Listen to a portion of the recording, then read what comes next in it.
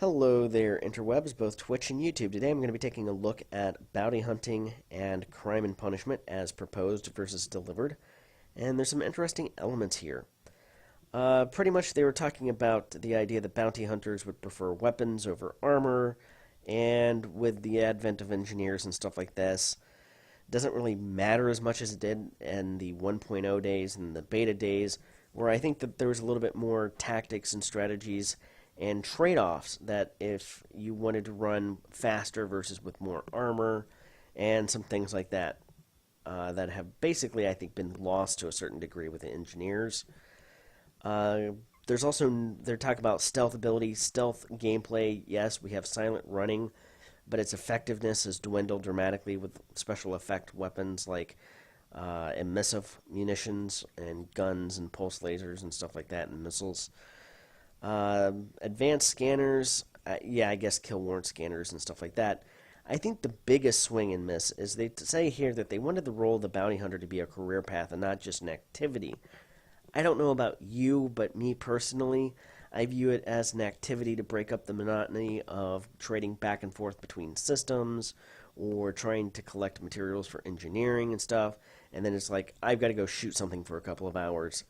And even then, though, that gets to be a little bit of a repetitive, boring task because once you get, especially at the late stage of the game, once you basically have a fully engineered cutter, corvette, conda, or all of the above, or an FDL or a Python, or even just a vulture, well-engineered vulture, NPCs at that point really aren't much of a threat unless you're basically tanking an entire instance in a high combat zone or a high-level combat zone, and you've pissed off both sides. And even then, if you're substantially well-engineered and, let's say, a cutter, you can sustain taking that damage for several minutes before you finally have to bug out.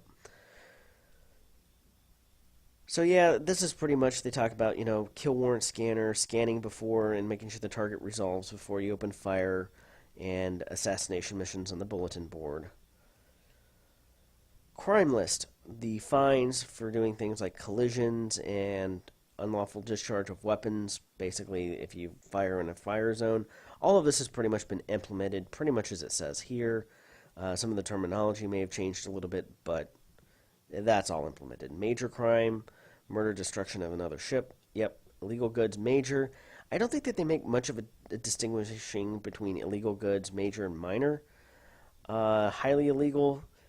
Again, I don't know enough about the smuggling aspects of gameplay to know whether or not, I think at certain times that this has been better implemented, but I don't know where it stands here today. Let me know in the comments section below if you've been doing any smuggling lately. And then public enemy, failure to pay a fine after a set number of for a set number of times, or I should say of time. And yes, if you don't pay off your fine in 7 days, I think it becomes a bounty. Jurisdiction, with the exception of the Pilots Federation bounties, all crime is only committed within a jurisdiction. So if you committed a crime against the XYZ faction, if you go to the next system over at HR 123, they don't care, so long as the XYZ12 faction isn't present in that system. And then they're talking about Pilot Federation bounties. These are basically the murder of another player. And this is being introduced in 2.4. Prior to this, it did not exist as a game mechanic available.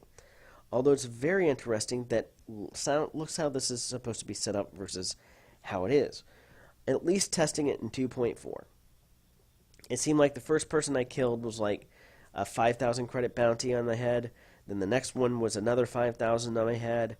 Then the third one, it would go up to 20,000. So it would jump to 10,000 to kill.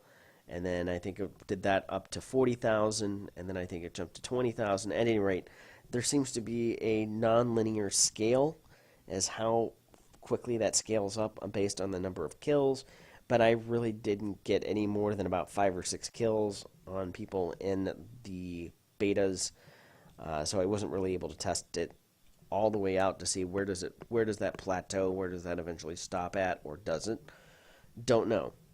But the idea here was that when a Pilots Federation member is attacked, they have the option of setting a Pilots Federation bounty on their assailant within preset min and max credits. And it sounded like that if you got attacked by somebody, by another player, that you would then be able to place a price on their head, and I would assume that that money would come out of your account and then go to whoever then kills that other player. Or I guess it would be drained if that player, say, was killed by an NPC. It says here, the ship should be destroyed by the assailant. You have a limited amount of time in which the escape pod arrives at the dock to set the bounty.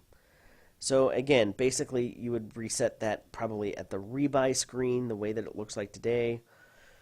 The credit value of the bounty must be available in the player's account. So yes, this was going to be a bounty system that was going to be set up by the players. So if somebody kills you at the rebuy screen, you would have the option of then placing a price on their head, but you'd have to, that money would come out of your account.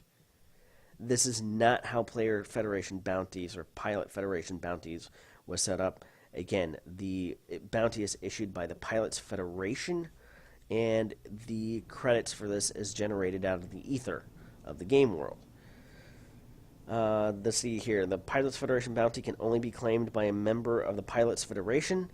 So it sounds like the idea for this bounty would be that, let's say, I kill you, and you put a bounty on me.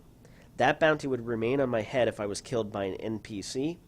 That bounty would remain on my head up until the point where another player kills me, and then they would get that. Now, this doesn't necessarily solve the problem of, hey, my friend Joe over here is playing the game, and I've got a 1,000,000 credit bounty on my head. Hey, Joe, you kill me, you get the 1,000,000 credits, all good. The next time you get a 1,000,000 credit bounty on your head, I kill you. And I guess this is where, if they had implemented alliances, maybe they could have been, well, if you're a member of alliance, then you can't kill this person and collect the bounty. Of course, then the thing would be just to drop the alliance faction, kill the person, and then rejoin the alliance, or finding another alliance or another group of players to, oh, you kill me, I kill you, and we work out a deal. That would still go on. Again, I don't know how you would exactly guard against that. Pilots Federation bounty does not include or does not bypass local laws such as unlawful discharge. That may be active, so players need to bear that in mind. So basically, you could still be wanted by the minor factions in the system for conducting actions, but that's not part of the Pilots Federation bounty. A Pilots Federation bounty is only removed if claimed by a bounty hunter or redeemed by the perpetrator. So in other words, if I kill you, you put a bounty on my head, and then you kill me, you would get your bounty back. If Joe killed me, or somebody else killed me, your buddy killed me, then they would get the credits that you had put down for it. Redemption can only occur after a significant period of time has elapsed, i.e. 1 calendar week, and the perpetrator makes financial restitution of a significant multiplier of the bounty. So the other idea it looks like here is it would exist for a week, and then after that, the perpetrator could then pay 10x the bounty. So let's say I put a 100,000 credit bounty on your head. After a week, I could go into a Pilots Federation station and pay back 1,000,000 credits and get that bounty removed from my head. Now, it doesn't say necessarily what would happen to that 1,000,000 credits. Would it just disappear into the ether of the game? Or would it be one of those things that if you put a 100,000 credit bounty on my head and I pay that 1,000,000 credits, that maybe you get back not only that 100,000, but also 100,000 plus another 900,000 credits, of which I made restitution. That's what it sounds like to me. That would be a very interesting system to put into place and dealing with open. Let's say the nature of jurisdiction contains facilities. Okay, witness and reportings. Okay, crime, all of that. A lot of this is set up as is in the game. There's been various levels of effectiveness. There was a time that if somebody was running illegal cargo and you scanned them close to a station, the station would open up and kill them. Just kind of a little bit of an aside. Detection and rap sheet. When a crime has been witnessed and reported, it is logged to the perpetrator's rap sheet. This is under transactions. Rap sheet is not visible to other players by default unless they were direct witnesses. Ships must scan, again, and then do the kill. Yeah, and then if you basically use a kill warrant scanners where you find out if they have other bounties on their head. Players that have positive reputations with certain law enforcement agencies, then the scan will be able to look up details of crimes committed in other jurisdictions. Is it just late? Am I misreading that? Players may have positive reputations with certain law enforcement agencies, then the scanner will be able to look up details of crimes committed in other jurisdictions. Oh, okay. So if you're in a system and you're friendly or allied with them, you don't have a bounty there, but you could scan and target. This is what you have to do at like compromised nav beacons and lawless systems and stuff like that. Anarchy systems. You have to scan a target and see if they're wanted in another system in order to then collect on it because they're not wanted or friendly in the existing system. Some advanced scanners can scan without being detected. Nope, all scanners scan while being detected. Again, this would have got more into electronic warfare. That sounded like maybe was going to be fleshed out, but never has been. Once a ship is scanned, its commander, outstanding bounties, and the jurisdiction for known. Until the two commanders are not in the same session, discounting hot pursuit. You follow them through hyperspace. So basically, if you have a wake scanner on board, you scan their wake and you enter their wake behind them. It looks like it would keep the scans. Commander can view the full rap sheet at any time. Again, that's under the transaction panel. A rap sheet consists of breakdown of crimes that the commander has been detected committing. To a certain extent, I think today they lump them all in together. It's based on jurisdiction and all the different jurisdictions that you have a wanted status in. Right to retaliate. When a commander is the victim of a major crime within a jurisdiction, they automatically receive the right to retaliate. That's implemented. Basically, if they shoot you first, you can shoot back. Authority response. Once a major crime has been reported, the factional authority that controls the jurisdiction will respond. This exists. Consequences, fines, faction bounties, yeah, all of that exists. Crime in docking. When a commander with a rap sheet arrives in the dock, their ship may be scanned. The chance of being scanned is modified by the reputation and the ship's appearance. I don't know about the ship's appearance. I do know that your reputation does affect the chances of you being randomly scanned as you enter a station. If you are allied with a station, you will very only rarely ever get scanned, and basically if you're only parked out front for an extended period of time, will your ship be actually scanned? Usually you can make it in without being harassed at all. Meanwhile, if you're neutral to a station and first or second time there or something like that, you'll almost invariably be scanned every time before you enter, either a cargo or a criminal scan.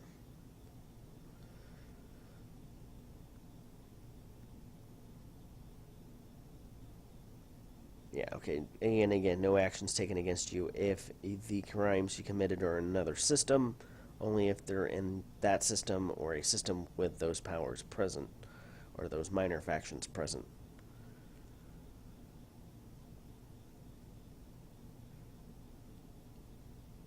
So commanders with a sufficiently high reputations can petition for letters of marque from the Empire or warrants from the Federation. That would be really cool. The closest we've got to this would be power play, where you're free to engage other commanders of other factions in their space and engage and destroy them as part of power play in order to achieve merits. But this sounds like it would have been a lot more fun and probably made a lot more sense.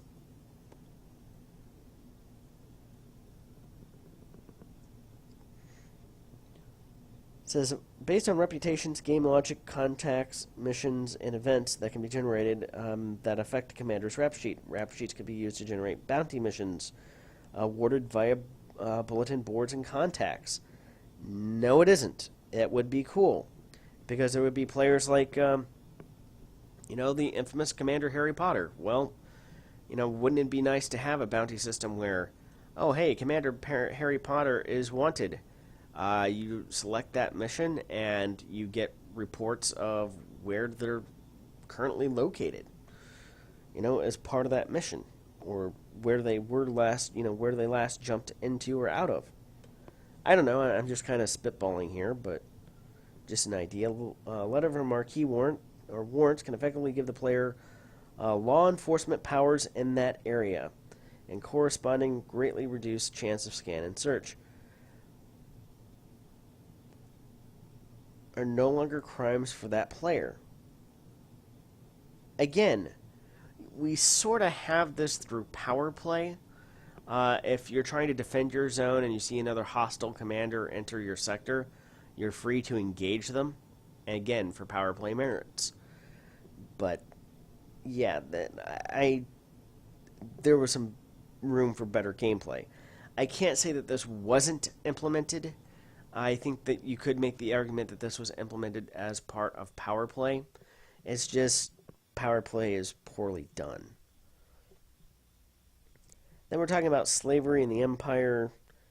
Not really much here unless you're into the lore of the game, with the exception that there was the option in the original Elite games, in Elite and Elite 2, that you could shut off, well, you could do a couple of things. One, you could sell passengers into slavery if you wanted to, but of course that would negatively affect your reputation with the various passenger agencies in those games.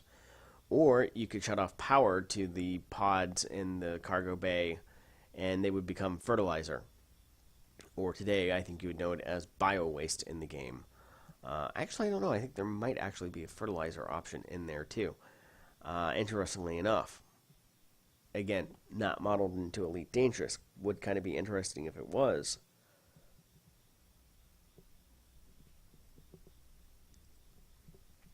Again, some contacts can offer a commander the ability to sell their passengers into slavery. Hasn't been implemented. Sting operations, where selling slaves to contacts. I don't know if that exists. Revenge missions from people that you sell into slavery. I don't see that implemented. Imperial slave defectors. I haven't seen really anything there. Betraying an important passenger for a third party's benefit. That's not been implemented either. So it looks like there could be elements of adding more into the slavery aspect of the gameplay as well that could be interesting. And I think I'm going to go ahead and cut this video there. It's been about 17 minutes. Galaxy Map, I'll just touch on this very quickly. They talk a lot about this, and frankly, to be honest with you, most of the Galaxy Map stuff has been implemented, and then some. And they talk about universal cartographics. And again, if you look at these designs for what was going to be there, they pretty much are. However, data is one of those things that, I don't know, maps can be upgraded by purchasing software modules.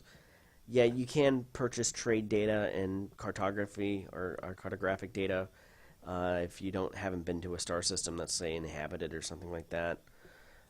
Data in the map can be upgraded via sensor. That's absolutely true. If you ping a system that you've never been to with the Advanced Discovery Scanner or one of the Discovery Scanners, you'll find out more about that information, and then you can always scan down the systems as well with a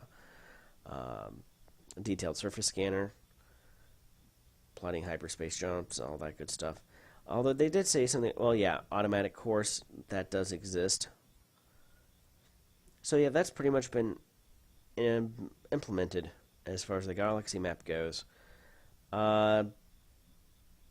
Cases, one of the things is that I don't think really is that it's like, I have a cargo of beans, where can I sell it?